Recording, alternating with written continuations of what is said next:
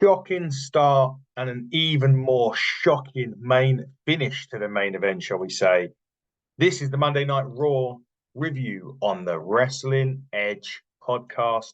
I am your host, Adam Cousins, and Monday Night Raw this week emanated from Montreal, Quebec, Canada at the Bell Centre, and it started shockingly.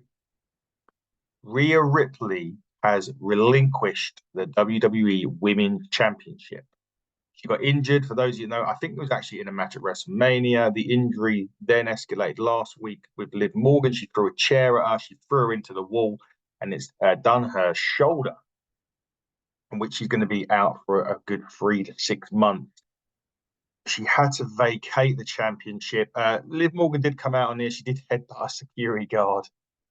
They did show a nice embrace for the Judgment Day backstage, but Rhea Ripley relinquishes the Women's Championship. There is going to be a tournament, I believe. Oh no, the new Women's Championship will be crowned next week on Monday Night Raw. But we do wish Rhea Ripley a speedy recovery, and hope she's back soon and can reclaim the gold. Who's going to be in the match next week? We don't know. It could be anybody now, but there's going to be an opportunity for somebody to regain the Women's Championship or to become the new Women's Champion for the first time. Liv Morgan seems a safe bet at this point, but we will see next week on Raw who takes that title. It's a real shame that after 300 and odd days that's how it ended for Rhea. Disappointing, but these things happen. It's not ballet, but we do wish Rhea well, and we'll see who the Women's Champion is next week. The first match was return WWE for Sheamus. Now, I want to say this first, and I want to get this off my chest because I've seen it on social medias. The body shaming of Sheamus is an absolute fucking disgrace, and who you guys that are doing it need to wind your fucking necks in. He's been out for so long injured. He's probably not fully recovered. He's probably not been in the gym as much as he would like to have been, maybe because he can't. And the people that body shame him need to grow up.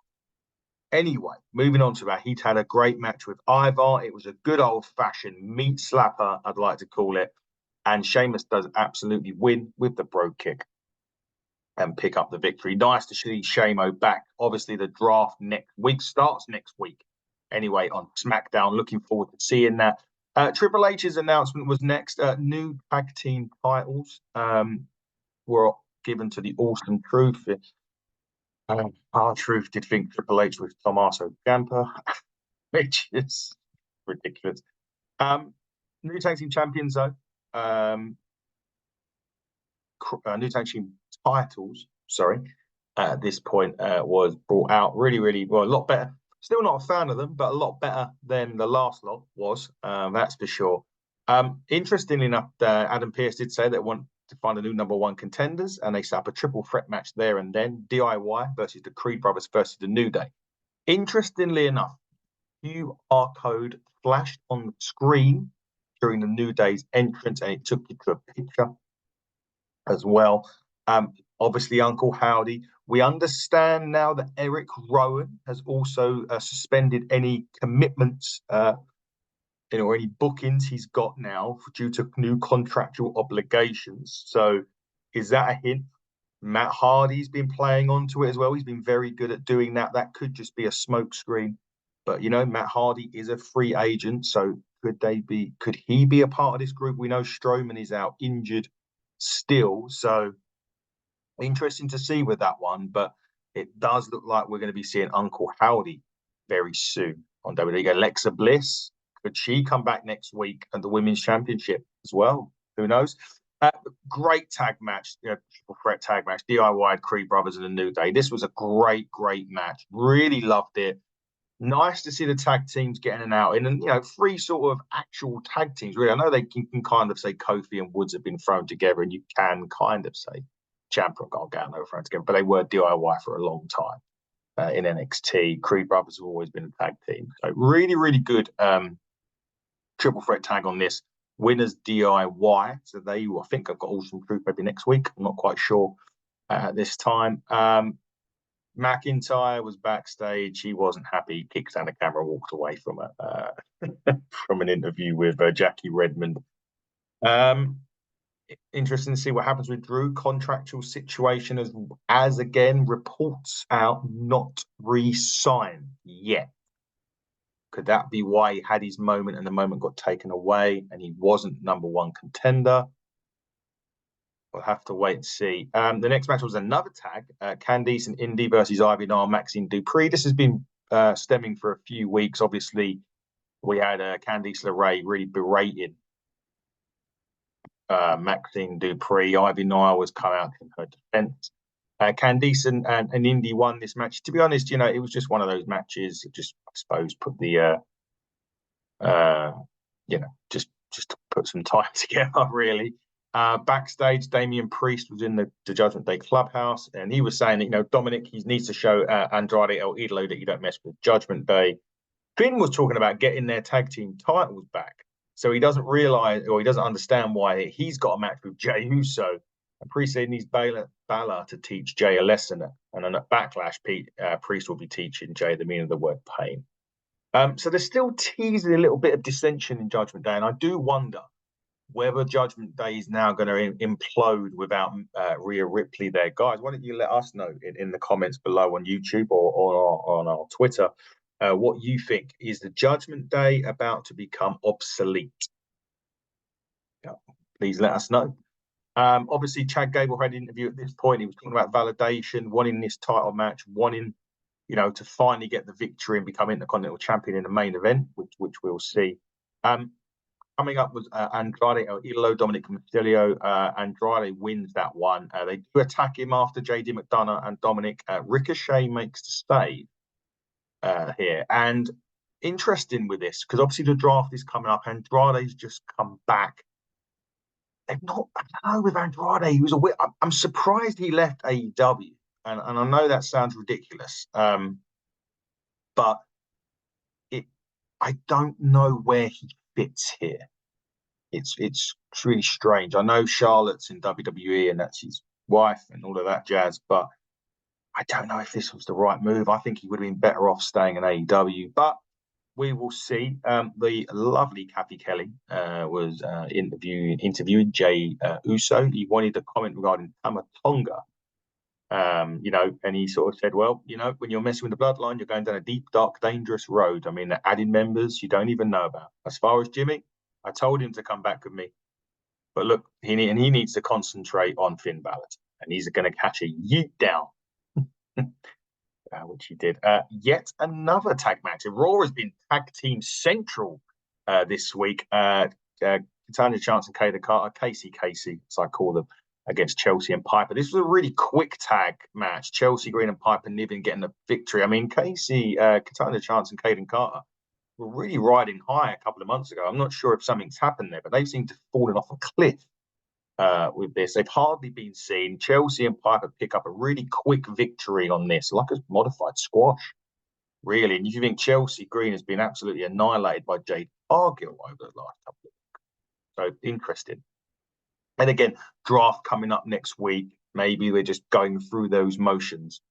Liv Morgan was back next, and she was kind of confused by the reaction from the crowd tonight. She said she's walking around backstage, and people are looking at her. She did something wrong. She's not the bad person. She's on the Liv Morgan Revenge Tour, and it will become the women's. And that will end when she becomes women's world champion, which could be next week. We'll have to wait and see. The next bit was Cody and Jey Uso in like a big segment here. Cody, I think this interview was him basically saying goodbye, that I'm going to SmackDown. I think this is the whole point with Cody being the champion of technically the Roman's title was on SmackDown. Because, should be on SmackDown. He won Roman's championship. So that is what it is. And he was basically out here. And I think the point of this interview, other than to keep us remembering that he wants to face The Rock, was to say goodbye to Raw, but to also, because Seth's not there, he did put over Seth Rollins in the interview as well. But he did also mention the fact that Jey Uso's there, and you need to really get behind Jey. So basically cementing Jey as currently the top babyface on Raw until Seth Rollins is back. And he did say quite a good one. He kind of said, one other thing, Jay, until we yeet again, and they both yeeted, which was quite funny. But Cody obviously on SmackDown. Now, again, this can all change next week on SmackDown. Cody could be back on Raw. It could draft Damian to SmackDown. We don't know yet. That's the key bit of this draft. I know that wrestlers turn up on other shows and it's kind of pointless anyway, but interesting to find out where Cody goes, where Damian goes, and what are they going to bring Jimmy and Jay onto the same show again? We'll have to see. There's Nia Jax now, and she said there are two types of people in this world: people who care about Rhea Ripley and those that want revenge. Nia is neither. She doesn't care. She doesn't care about revenge. She just wants to be the women's champion. And again, next week we will see. Uso and Balor was a really great one-on-one match. I really do love these. Finn's a really good veteran. Jay's been around the business. This was fantastic match. Really loved it. Jay wins. The judgment. They do try to attack him, but he does massively get away from it as well, which is good. He super kicks Dominic in midair, throws JD McDonough into Balor. He exits the Bell Center, and as he's exiting, and this has been going on a lot on social media. He's exiting. He's standing outside of the arena where Sami Zayn is. He said it was the first ever event he went to was in this building. He's going to be coming back as champion. And then, interestingly enough, Chad Gable was making his entrance, and Bronson Reed was at the gorilla position. He said, regardless who wins, they will have to answer to Big Bronson Reed. Sami Zayn's entrance is fantastic. Check it out on social media if you do get a chance. Sami Zayn, Chad Gable was absolutely outstanding. I mean, these two guys, I've loved Gable for so long. I thought if it weren't going to be Lesnar, Gable should have been the one that beat Gunther in the end. This match was absolutely outstanding. Loved it. These two can go. It was so good.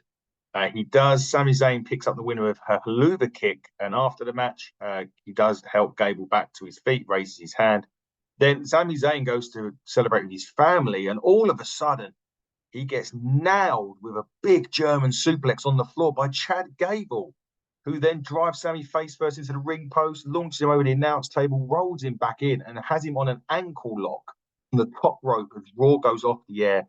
Chad Gable, full-fledged heel turn at the end of Monday Night Raw. What does this do to, Chad Gable's team with Otis and Maxine, the Alpha Academy? What's going to go on? The draft's in 2 weeks. I believe we're crowning the women's champion on Raw. There is so much going on at the moment on WWE. It is must-see TV. I'm looking forward to reviewing SmackDown. I'm going to be reviewing AEW. Hoping to do an AEW Dynasty prediction show this week as well, if I get an opportunity. We've got interviews dropping all week. Keep it locked on here on the Wrestling Edge channel. You will also see a day in the life of Adonis Payne. The Ignite heavyweight champion will be doing a day in the life documentary for us as he leads to his title match on Sunday over here in the UK in Boreham Wood against Tommy Kyle. This has been the Wrestling Edge podcast. I have been your host, Adam Cousins. Till next time, everybody, take care and goodbye.